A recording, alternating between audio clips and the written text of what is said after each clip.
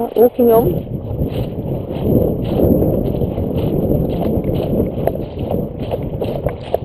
So I just want to trot down here and show him these bits of branches.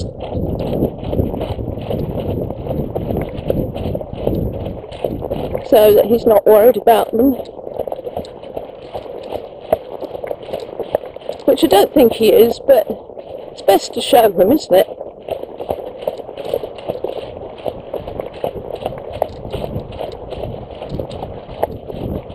I'll go right in the middle of these. This is where the forest helps. See, you've got to have all these different terrains, locations, and environments. So we're up against the hedge line now, more or less, which is what every horse, Higgins included, finds really tricky, is the hedge line. And we haven't done really any hedge line except on the lanes. It's slightly different when you're in a cornfield.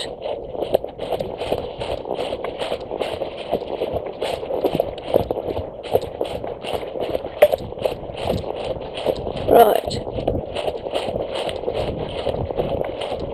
Should think he'd be quite glad to walk, the boy.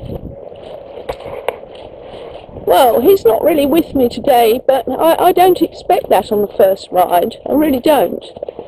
You know, but the thing is, if I can make this a positive experience for him, and subsequent rides, he'll be much more at home.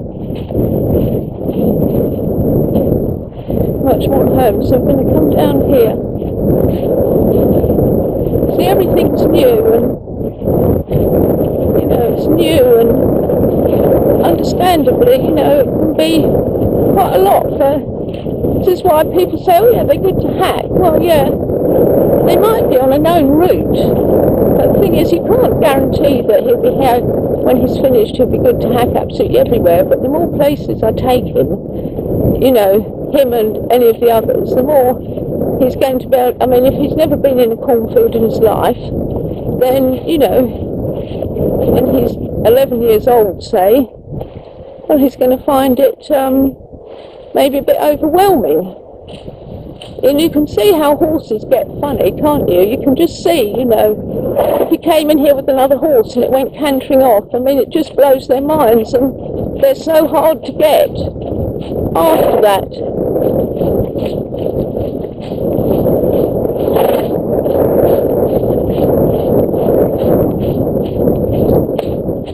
So I'm just trying to make his quarters go a little bit away from my left leg, and yeah, so then stops him sort of leaping to the left. Right, okay. Thank Canter.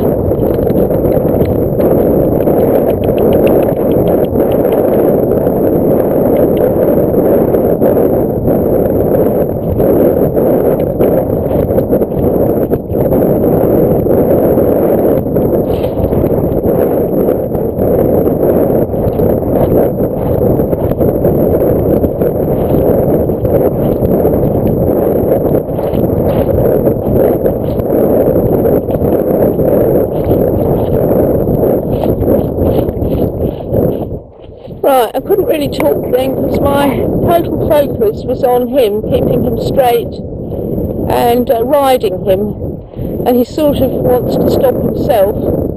So I'm just going to go on round this corner, at least in trot. The corners are always very dodgy for horses. They turn corners and then we all know how they shoot off. So they need to do lots of corners.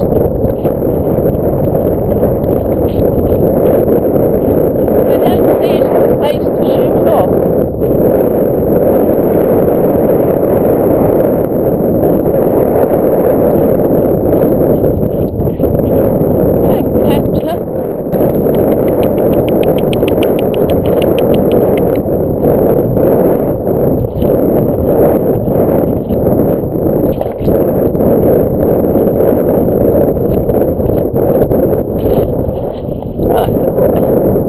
Oh, he says that's more cantering than I've done for months.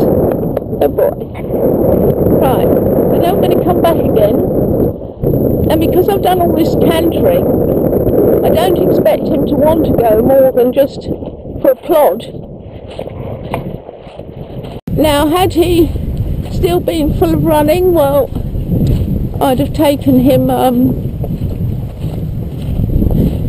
back and forward up here, you know, in the canter, but he looks fine.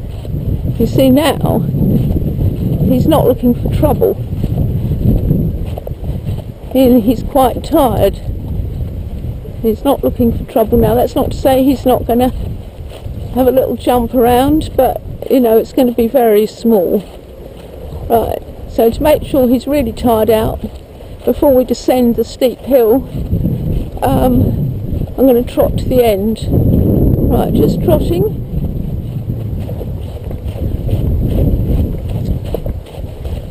Now I'm able to trot on a much more relaxed, longer rein because he's mentally more relaxed now.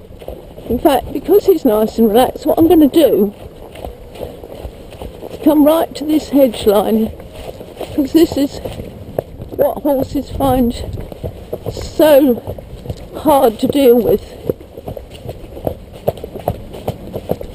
And you have to just trot over the bits of branches. You see, this is what I'm saying, things in their path when it's a hedge line, and I can only do this now because he's a bit tired. So whenever you're doing new work or want to enjoy your ride on a horse, it kind of has to be on your terms, not the horse's terms. You know, if they're feeling fresh, or it's a cold day, or they've been in their boxes too long, or they've got too much food inside them, he says, let's walk. Good boy. Then it's not the day for a cornfield unless the horse is very established, and even then it might not be advisable. Right, and whoa. So I just want him to stand in this cornfield before we come out, make him realise that it's okay. Right, good boy. Right, okay, I'm walking on.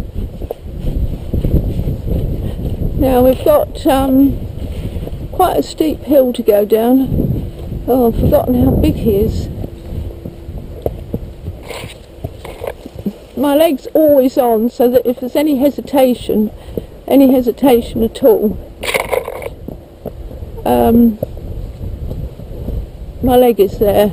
Now he's going to find this quite difficult, I just know it. So, no. I'm glad he's as tired as he is. No, because for a start he doesn't like things where he can't see his feet, and I hope we don't see one, but there could be a dog walker in these long bits, and a dog, but we might just miss them because it's a bit early. There's a good boy. As soon as he's relaxed, I'm relaxed. It's not that I'm not relaxed, that's the wrong word, but I'm kind of, I'm here to support him and ride him, so, you know, I can't just be, you know, on a gentle stroll down here like on an established horse. He's still a young horse. If the ground's not quite right, or he sees a bit of contrast, you know, he's going to be worried about it. Good boy. And of course, you know, I want him to feel that I'm here for him, and that he knows that I am. Good boy. Good boy. That's it.